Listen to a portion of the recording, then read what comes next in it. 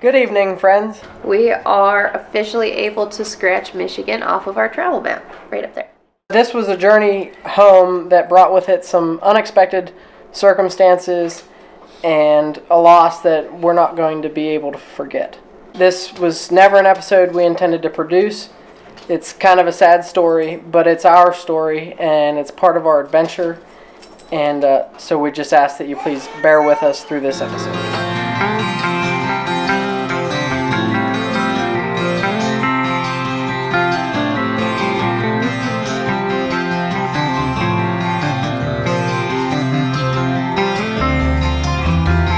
Well, welcome back to Michigan's Upper Peninsula for one last time. Well, at least one last time in this series. We're headed to Ohio, to Maumee Bay State Park. So we're going to try to squeeze this whole 1,000-mile journey into one episode. So I apologize if it's going to be a little bit long, but we're headed to Maumee Bay. We're going to be there for 2 nights. Rachel's hoping to take the paddleboard out on the water, and then we'll have 4 Great Lakes in one series, in one vacation. Boating on 4 of the Great Lakes. Yes. No less. The only one we'll be missing is Ontario. And unfortunately, we don't have any time to go stick a kayak in the water in Lake Ontario. No. All our time is booked up. But yeah, I mean, we're, I don't know, 5 hours and 30 minutes away from Maumee Bay. We got to cross the bridge again to get back into the Lower Peninsula, and we're going through Detroit. Yes. Yes, we are. So wish us luck with that. Totally different route than we came up. So it'd be all new experience for all of us.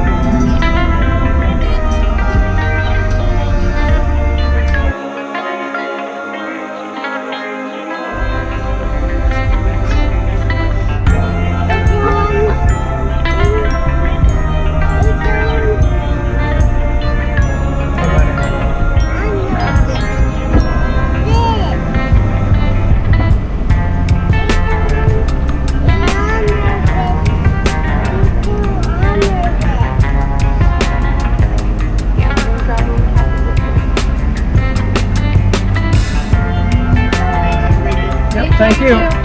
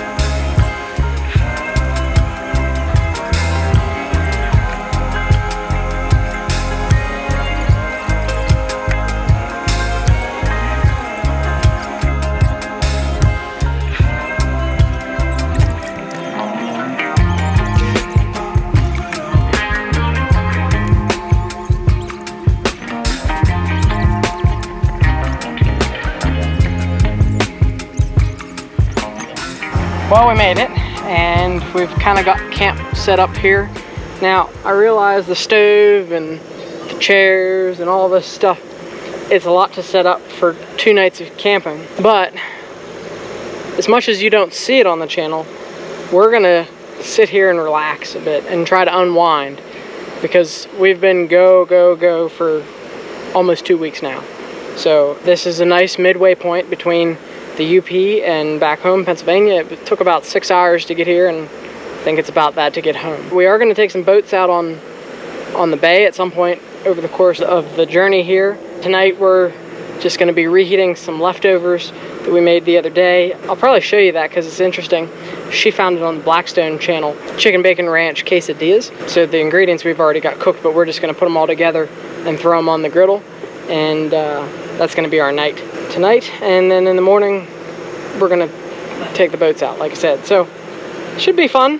Should be relaxing, hopefully. We're going to be doing a lot of sitting around here, I hope. It's a 50 amp site. It's a nice, big, wide open site, and it seems like the majority of them are like this. You can tell a massive difference in the temperature here in Ohio compared to the UP. It's hot, it's muggy. I'm still wearing jeans from this morning because it was cold, but we got both ACs running here, and I got to get inside and change into some shorts. Yeah, this is home for the next 2 days, and a nice one at that. I should tell you, it was a little rough getting in here, and we went down a road. I'm not sure why, but the weight limit on the road was 3 tons. It's actually like the road into the park, and of course we're well over 3 tons, so I don't know why it's like that. It doesn't make sense to me. Hopefully we can find a way out that doesn't involve that road. But so far, like I said, it's a nice state park. They do have a lot of rules. Ohio state parks, we'll go over that in a bit. But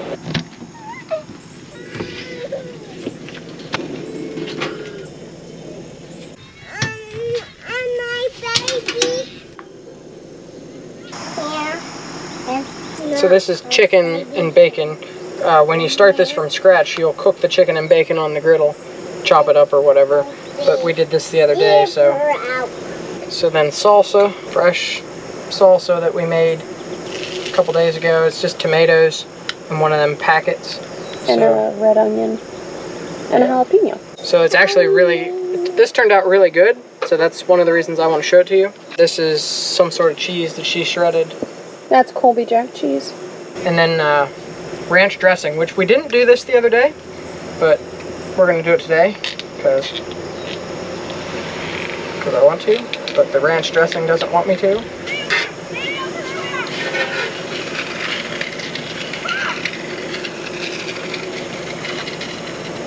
And then in a perfect world, you want like bigger shells, but we don't have bigger shells.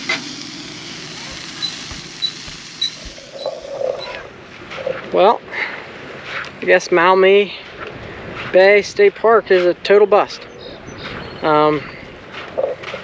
Behind me you'll see Lake Erie. The beach is, I guess even in Erie, whatever algae it is, it's totally unsafe, and they don't want you to have any contact with that water whatsoever. So yeah, I guess we're not putting a boat out in it. We're not touching it. And I don't know what we're doing today, to be honest. This might be a day of just sitting at the camper. We might take a walk. I honestly don't know.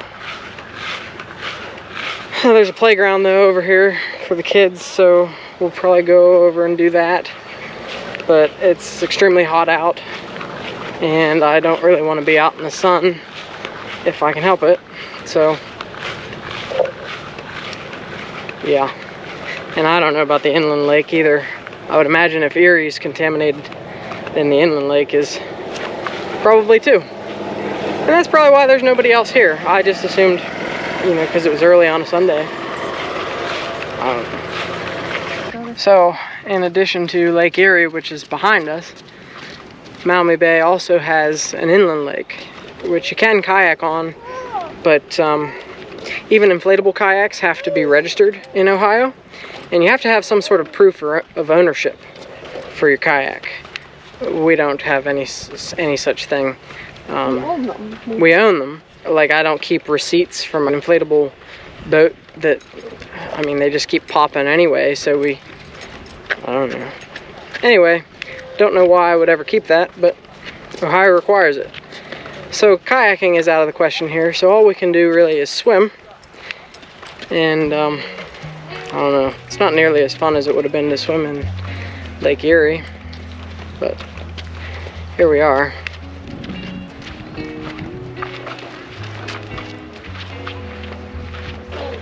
It seems like a nice beach nonetheless.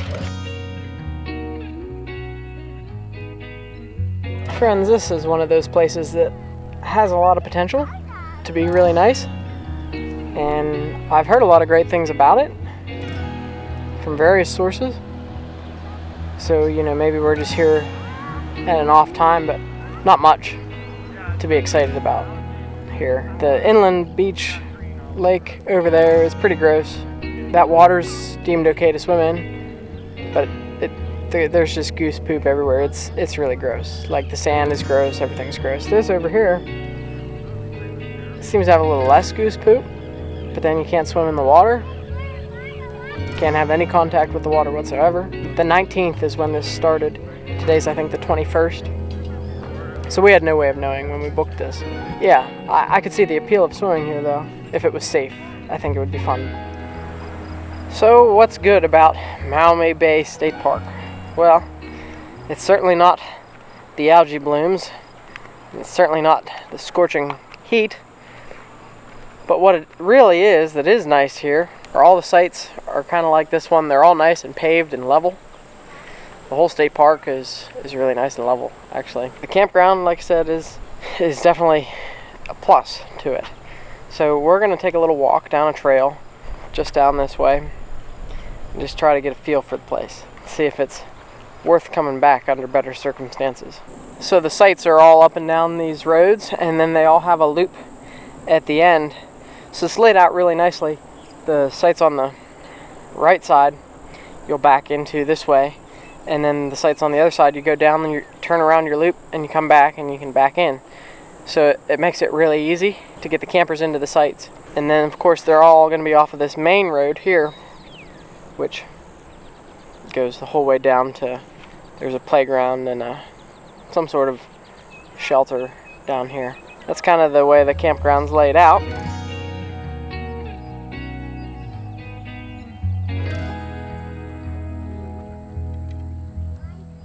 Well, maybe it's the mosquitoes that people like about this place. Maybe that's why people are drawn here. Don't stand in one place too long, because you'll get bit.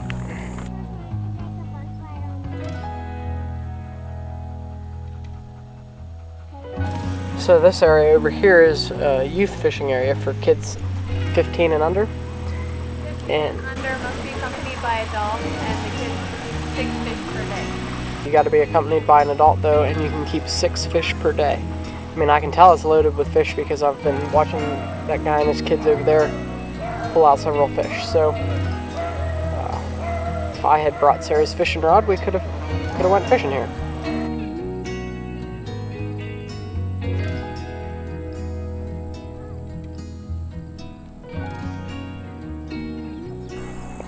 So this is the best place here to get a good view of the Lake Erie shores. That's the beach where we were earlier that you can't swim because there's algal bloom.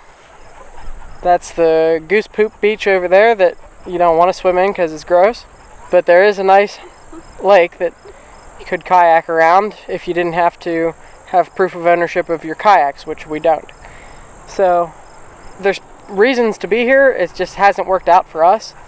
There's a nice lighthouse out there, the Toledo Harbor Lighthouse. You probably can't see it, but it's way out there. I was going to try to fly the drone out to it, but it looks like you need extensive permission to fly your drone in Ohio state parks, and you can't fly it out of your sight. And if I can barely see the lighthouse, I wouldn't be able to see the drone because it's small. So yeah, that's been our day. There's a lot of nice infrastructure here at the state park. It looks like it gets a lot of people here at certain points in time. I assume the beach being closed is why there's nobody here, but at the same time, they don't even have that posted on their website. There's a notice about something else, but not that. You have to go to a different website to find it, and this is like the only one in the whole state of Ohio that's closed right now, if you look at that. So Yeah, I mean, they don't make it readily apparent. No, and we almost went out in the water because the signs, they don't even have somewhere where, like, you can easily see that there's a problem. So, yeah. And apparently if you even just touch the water, it gives you a rash. So, it's good stuff. Yeah, I don't know. We've been spoiled up in Michigan with the cooler temperatures and the pristine clear water, and this ain't that. We're going to catch up with you friends in the morning. We've got a good 5-hour drive left to get home, and let you know what events take place along the way. But I sort of figured this would be a driving video anyway, but was hoping to spice it up a little bit in between, but it didn't work out. So we'll catch you in the morning.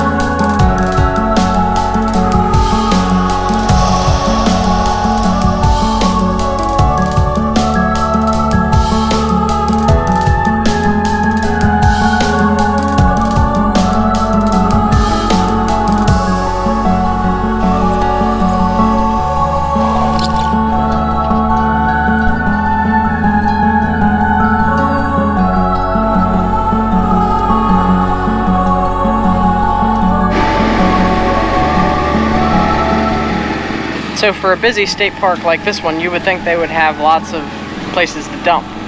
Well, that's not the case. And yesterday, the line to dump here was absurd. It's the longest line of a dump station I've ever seen. So if you're gonna be here, you don't wanna leave on a Sunday. And it don't matter, early, late, all of it. It's gonna be backed up down the road. So, but like I said, there's only 2 of them. They do also provide air here, which is interesting, but you have to pay for it. So you gotta have coins if you wanna use it. They also provide the hoses at the dump station, which I don't like because now I gotta touch the dirty hose that everybody else is using. Like mine, I know I keep them clean, so it's not a big deal. And I don't carry gloves. I keep my stuff clean, and I do it in such a way that it doesn't get dirty. Well, here I had to touch some dirty, filthy hose. So, but it's for speed, getting people through here quickly. Today's a Monday, so not a big deal. We're gonna take not the turnpike back. We're gonna take a sort of scenic route and see if it's gonna add some time, obviously, but we'll see if it was worth it to pay the tolls to get out here. We're in a little less of a hurry to get home. It's 11 o'clock right now, so it says we should arrive around 5 o'clock, which isn't too bad. That's gonna be closer to 6 or 7. Yeah, you always gotta add time because we're gonna have to stop for fuel probably twice. When you're not on the freeway, there's all kinds of things that add time. Traffic lights, like the one I'm sitting at right now, that, you know, it all adds up over the course of the way. That's why I really like the interstates. I don't want to pay $60 more in tolls. We've spent a lot of money in tolls already on this adventure.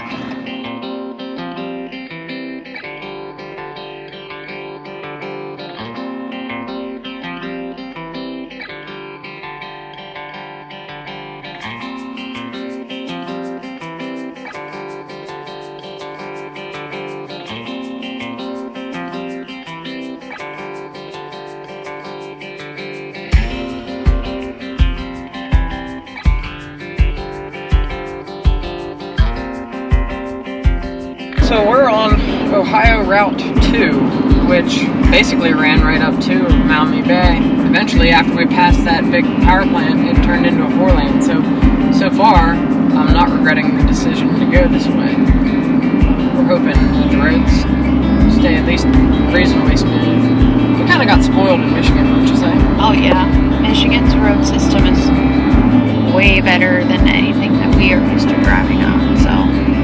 I mean, it helps that it's flat. Like, when you try to avoid the turnpike in Pennsylvania, you end up on the steep mountain passes. At least in Ohio here, There are no mountains, so Not many anyway. yeah.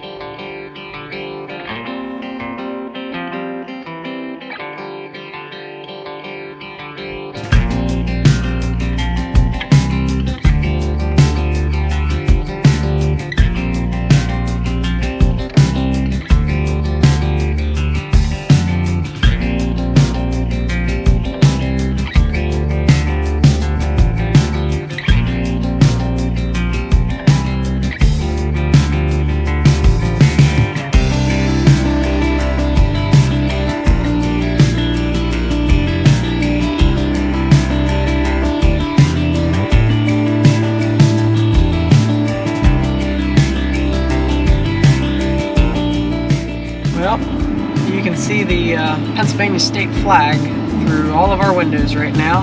Yay. Some orange and white construction cones. Awesome. That means we're almost home. Love that. You don't sound happy about anything. No, I'm car sick. Thanks, Pennsylvania. So, do we regret not taking the turnpike home? I don't know about you, but I kind of do. Yeah. I don't know that we'd be home by now yet, though. We'd still be on the road somewhere because I think it only was going to cost us like half an hour. But it doesn't matter. We still wouldn't, even if it was an hour, we still wouldn't be home. Welcome to Pennsylvania. Yeah.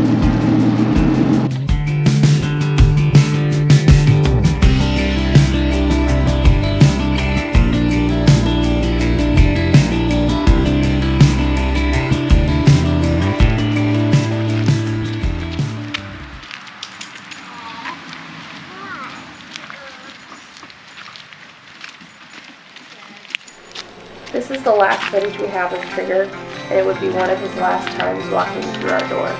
That's the part we gave up too.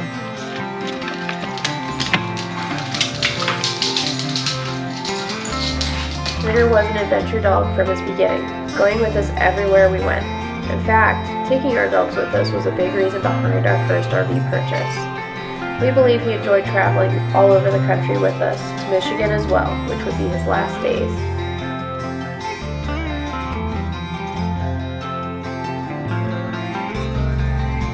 They say it's rare to find an exceptional dog with energy for adventure, prey drive, retrieving drive.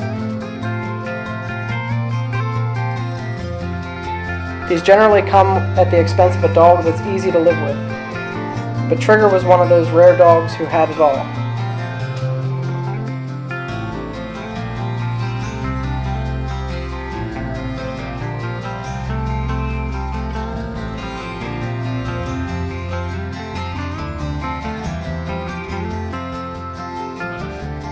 We'll continue to miss him on our travels and in our daily lives,